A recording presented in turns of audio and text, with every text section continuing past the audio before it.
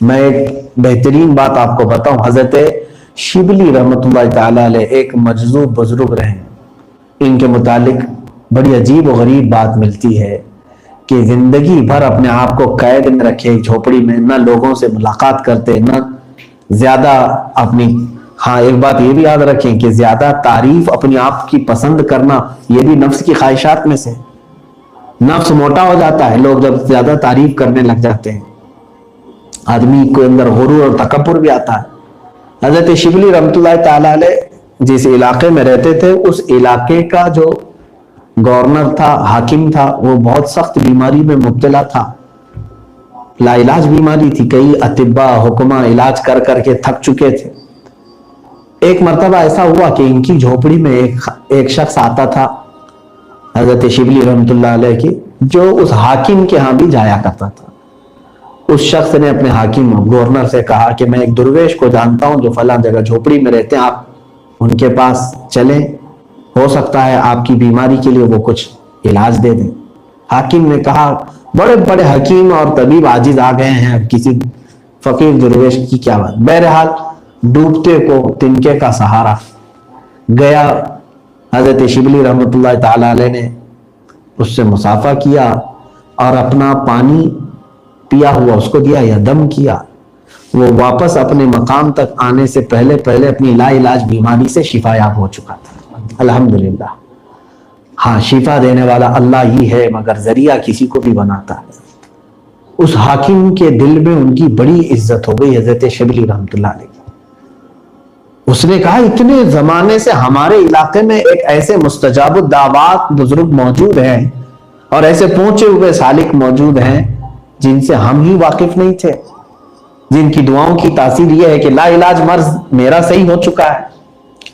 تو اس نے کہا کہ سارے لوگوں کو لے جا کر کے ان کو بڑی عزت دی، بڑے تحفے دیے، اس کے بعد کہا کہ حضور اب آپ اس جھوپڑی میں اور اس خیمے میں نہیں رہیں گے، آپ چلے علاقے کی سب سے بڑی جامع مسجد میں آپ امامت فرمائیں گے اور پوری مخلوق آپ کے پیچھے آپ کی اقتداء میں نماز پڑھے گی۔ آپ نے بہت منع کیا کہ مجھے رہنے دو میرے حال پر، وہ نہ مانے، اصرار کیے، سبوں نے جب اصرار کیا تو آپ نے قبول کر لیا۔ بات مشہور ہو گئی کہ اس علاقے میں ایک بہت بڑے ولی رہتے ہیں، کامل بزرگ ہیں، جن کی دعاؤں سے، جن کے دم سے حاکم وقت کو صحت یابی ہو گئی، سب جگہ بات پھیل گئی، افواہ ہو گئی۔ دوسرے دن جمعہ کے دن بھیڑ اتنی کثرت سے تھی کہ لوگ سڑکوں پر بھرے ہوئے تھے کہ اس بزرگ کو دیکھنے کے لیے کہ کون ہے یہ اللہ والے جن کی کرامتوں کا شہرہ ہو چکا تھا۔ حضرت شبلی رحمۃ اللہ تعالی علیہ جو زندگی بھر اپنے نفس سے مقابلہ کرتے رہے، کبھی شہرت کو پسند نہیں کیا، کبھی اپنی تعریفوں کو نہیں پسند کیا، تو آج آپ کو ایسا لگنے لگا کہ لوگ آج مجھے ہاتھوں پہ اٹھا لیں گے، سروں پہ بٹھا لیں گے، پلکیں بچھا دیں گے۔ یہ سب ہوتا ہی ہے دنیا کے ساتھ۔ حضرت شبلی رحمۃ اللہ تعالی علیہ نے ایک ایسا کام کیا جو بظاہر ہمیں دیکھنے میں بہت برا لگتا ہے، بہت برا لگتا ہے۔ میں یہ نہیں کہوں گا کہ شرعی اعتبار سے یہ کام کیسے ہیں، کیا ہے، اس پر کچھ لوگ بات کریں تو ان کی مرضی، لیکن اولیاء وقت ظاہر سی بات ہے وہ اس جہاد میں مصروف ہیں نفس کے۔ شہر کی ایک طوائف تھی، بدنام زمانہ عورت، اس کو آپ نے کچھ پیسے دیے اور ایک لکڑی دی، کہا کہ کل جب میں جمعہ میں جا رہا ہوں تو آ کر کے تم مجھے لکڑی دے دینا، اور یہ کہنا کل رات تم میرے گھر یہ بھول آئے تھے یا یہ مجھے دے چکے تھے، واپس لے۔ اس خاتون نے کہا ٹھیک ہے۔ حضرت شبلی رحمۃ اللہ علیہ جامع مسجد تک پہنچ رہے تھے، بھیڑ اتنی تھی کہ لوگ جوق در جوق آپ سے مصافحے کے لیے ٹوٹ رہے تھے۔ وہ عورت تیز آواز سے پکارتی ہے، کہا کہ فلاں سنو، کل رات تم یہ لکڑی میرے ہاں چھوڑ آئے تھے، یہ لے لو، واپس تمہاری ہے۔ اور علاقے کے لوگ اس طوائف کو جانتے تھے، بدنام زمانہ تھی، سبوں نے کہا کہ شبلی کا اس عورت کے گھر کیا کام رہا ہوگا۔ بس یہی بدگمانی تھی لوگوں کی کہ یہ بنا ہوا درویش ہے اور راتوں پہ جاتا ہے عیاشی کرنے کے لیے۔ ہم سب کے سامنے ایک عورت آ کر کے اب اس کو واپس کر رہی ہے۔ سبوں نے اسی وقت پتھر مارنا شروع کیا اور سب بھیڑ چھٹ گئی، کچھ لوگوں نے آپ کے جبے پھاڑ دیے۔ کپڑے پھاڑے، مسجد تک جانے نہیں دیا گیا آپ کو، اور آپ واپس آ گئے اور اپنے خیمے میں آ کر کے خوب ہنسنے لگے اور کہا اے نفس آج میں نے تجھے زیر کر دیا، تو تعریفوں کے بہت اعلیٰ سطح پر پہنچ چکا تھا، لوگ تجھے بہت چاہ رہے تھے اور تو خوش ہو رہا تھا، لیکن آج ایسی نوبت آ گئی کہ لوگوں نے تیرے کپڑے پھاڑ دیے، تجھے بے عزت کر دیا۔ تو نفس کے ساتھ جہاد ان لوگوں کا ایسا ہوتا تھا کہ ہم زندگی میں جو بھی بری چیزیں ہوتی ہیں اس کا سارا الزام شیطان کے اوپر رکھتے ہیں۔ فجر میں نہیں اٹھا، شیطان سلا دیا، فلاں گناہ کر لیا، شیطان نے کروا دیا۔ شیطان تو کرواتا ہی ہے، اس کی وہ فطرت ہے، شیطان برائیوں کی طرف ہی لے جاتا ہے۔ لیکن میرے عزیزو ایک بہت ہی بڑا سوال یہ ہوتا ہے کہ پوری دنیا کو برائیوں کی طرف شیطان لے جاتا ہے، تو شیطان جب ابھی اچھا ہی تھا، یعنی جب ملائکہ کے ساتھ رہتا اور اللہ کی عبادت کرتا تھا، آدم علیہ السلام کو پیدا کرنے کے بعد رب تبارک و تعالیٰ نے سب کو، فرشتوں کو حکم فرمایا کہ سجدہ کرو تعظیم کا آدم کو۔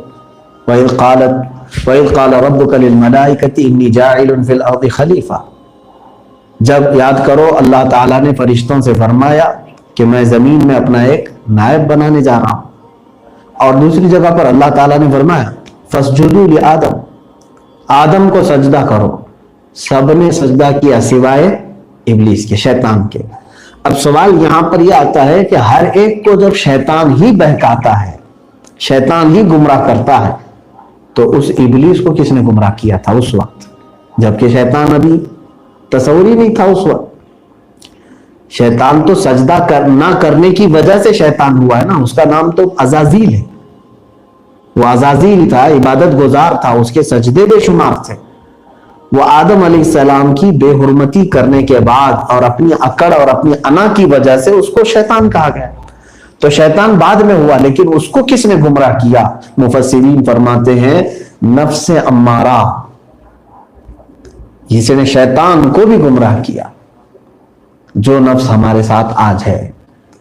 صوفیاء اکرام رضوان اللہ تعالی علیہم اجمعین کی بعض باتیں مجھے یاد ہیں میرے عزیزو، وہ دنیا سے دوری کے لیے اور ہر طرح کی گہما گہمی سے اپنے آپ کو روکنے کے لیے جب کسی غار میں چلے جاتے، کسی غیر آباد علاقے میں چلے جاتے، ایسی جگہ جاتے تھے جہاں کوئی پہنچتا بھی نہیں تھا۔ دیکھیں آج بھی بہت سارے اولیاء کاملین ایسی جگہوں پر آرام فرمائے، کوئی پہاڑ کے اوپر، کوئی سمندروں کے بیچ میں، ایسی جگہ وہ کیوں جاتے تھے؟ تاکہ لوگ وہاں پر زیادہ نہ آ سکیں، ہم دنیا سے دور ہو کر اپنے مولا سے اپنے تعلقات کو زیادہ کریں۔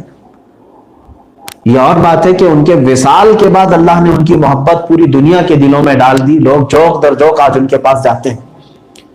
حضرت خواجہ رکن الدین تولا رحمت اللہ تعالی علیہ کے متعلق میں نے سنا تھا، یہ بڑے پائے کے بزرگ ہیں، سرکار خواجہ بندہ نواز گیسو دراز رضی اللہ تعالیٰ عنہ کے زمانے کے۔ یہ عبادت میں مصروف رہے اور ایک غار میں جا کر اکڑوں ہو کر بیٹھ گئے۔ اکڑوں کہتے ہیں دونوں گھٹنے اٹھا کر پنجوں کے بل بیٹھ جانا، یعنی پنڈلی اور ران دونوں ملی ہوئی، اس طرح سے اکڑوں بیٹھ جانا، اور اس طرح بیٹھے رہے، ذکر الہی میں مصروف رہے۔ یہ روایت بیان کرنے والوں نے فرمایا ہے کہ تقریباً اس کیفیت پر آپ کے 11 سال گزر گئے تھے، 11 سال گزرے تھے۔ اب وہ صوفیاء اکرام کی زندگی ہے، آپ اس میں عقل کے گھوڑے نہ دوڑائیں کہ وہ کیا کھاتے تھے، کب حاجتوں پہ جاتے تھے۔ جس کی غذا ہی ذکر الہی ہو جائے اس کے لیے کوئی حاجتوں کی ضرورت نہیں رہ جاتی۔ جس نے اپنی روح کی غذا اللہ کے ذکر کو بنا لیا، پھر جسم کو اس کی ضرورت نہیں پڑتی۔ بہرحال 11 سال کے بعد حضرت خواجہ بندہ نواز رضی اللہ تعالیٰ عنہ کے لیے آپ اپنے غار میں کھڑے ہوئے تھے، تب آپ کی پنڈلیوں کا اور رانوں کا گوشت مل چکا تھا، چمڑیاں مل گئی تھی۔ جب آپ کھڑے ہوئے تو دونوں چرچراتے ہوئے پھٹ گئے تھے اور خون جاری ہو گیا۔ تو یہ اتنا لمبا عرصہ وہ مجاہدہ کرتے تھے، کیوں؟ اس کو کہتے ہیں زہد۔ ہر اس چیز سے وہ کنارہ کشی اختیار کرتے جس کی نفس خواہش کرتا ہے۔ نفس ہمارا آج کیا چاہتا ہے؟ عیاشی چاہتا ہے، आराम पसंदी इसको चाहिए, और औलिया कामिलीन हमेशा इसे मशक्क़त देने की कोशिश करते थे, इसलिए कि मशक्क़तों से ही ये नफ्स सही हो सकता है। मैंने एक रिवायत ये भी देखी, अल्लाह तबारक व तआला ने अक्ल को और नफ्स को पैदा किया। अक्ल इज्जत वाली चीज है और नफ्स के अंदर गुरूर है, तकब्बुर है, मैंपन है। इन दोनों को अल्लाह ताला ने पैदा किया है, अक्ल को भी और नफ्स को भी। तो रब तबारक व तआला ने सवाल फरमाया अक्ल से कि ए अक्ल बता तू कौन है, मैं कौन। अक्ल ने कहा अना अब्दुका व अंत रब्बी, ऐ अल्लाह मैं तेरा बंदा हूं और तू मेरा रब है। अल्लाह तबारक व तआला ने उसे इज्जत बख्शी कि अक्ल को इज्जत, इसीलिए जिसके पास अक्ल है वह इज्जत वाला है, बेअक्ल की को पागल कहा जाता है। नफ्स से पूछा गया ऐ नफ्स तू कौन है और मैं कौन हूं, तो जवाब ये मिला, नफ्स ने कहा अना अना अंत अंत, मैं हूं तू है। ये है गुरूर और तकब्बुर नफ्स का। तो हुक्म हुआ कि इसे आग में रखा जाए, इसे मशक्कत दी जाए। 100 साल तक उसको आग में रखा गया नफ्स को, फिर उसे बाहर निकाला गया, फिर पूछा गया कि तू कौन है और मैं कौन हूं। नफ्स ने फिर कहा अंत अंत अना अना, तू है और मैं हूं। तो फिर हुक्म हुआ रब्बे तबारक व तआला का कि इसको भूखा रखा जाए, नफ्स को। 100 साल तक नफ्स को भूखा रखा गया। अब उसके बाद फिर नफ्स को पूछा गया, तब नफ्स ने इकरार किया तू मेरा रब है और मैं तेरा बंदा हूं। पता ये चला, सूफिया इकराम फरमाते हैं कि नफ्स को अगर ज़ेर करना हो तो इसे भूखा करो, और इसको हर इसकी ख्वाहिश के मुताबिक चीजें देते जाओगे, ये नफ्स इतना मोटा होगा कि बाज़ औकात ऐसे भी आ जाएंगे कि ये अपने रब का भी इनकार कर देगा। नफ्स अम्मारा ही है जो आज के तासुब परस्त काफिरों के अंदर है। आज जो कुफार और मुशरिकीन अपने रब को मानने से इनकार कर रहे हैं, उनका नफ्स है वो जो कभी हो गया है। उसकी हर पूरी ख्वाहिश को उन्होंने पूरा किया, इसीलिए उनके यहाँ किसी चीज की ममानियत नहीं है। मजहबी एतबार से हिंदुइज्म में, क्रिश्चियनों में और दीगर मजाहिब में न शराब की रोक है। हाँ, उसको वो अखलाकी बुराई समझते हैं कुछ लोग। जिना के लिए गैर कानूनी तो है, लेकिन उनके यहाँ अगर कोई कर ले तो उसको बहुत बड़ा पाप नहीं समझा जाता, जिस तरह से हमारे आखिरत का तस्वुर है, अजाब का तस्वुर है, जहन्नम का तस्वुर है। ये इस्लाम है जिसमें इन तमाम चीजों से सख्ती से रोका गया कि तुम इस्लाम से भी निकल सकते हो और हमेशा के लिए अजाब में गिरफ्तार हो सकते हो अगर तुमसे कुफ्र हो गया। हमें इन तमाम चीजों से डराया गया है। अजीजा ने गिरामी, दूसरे मजाहिब में उनके यहाँ नफ्स से जिहाद करने के मौके मिलते ही नहीं। उनके यहाँ खुली छूट है, आजादी है। जिस चीज को वो करना चाहे, जैसे वो खाना चाहे वो खाते हैं।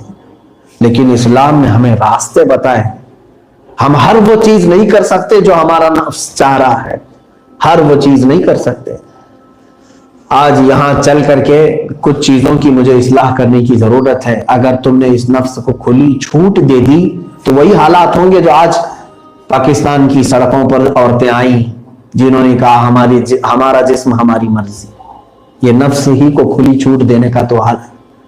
जिस वक्त तुम नफ्स को खुली छूट दोगे तो मर्द भी चंद दिनों के बाद सड़कों के पार आकर के कहेंगे हमारी माँ हो, हमारी बहन हो, सब बीवी के बराबर है।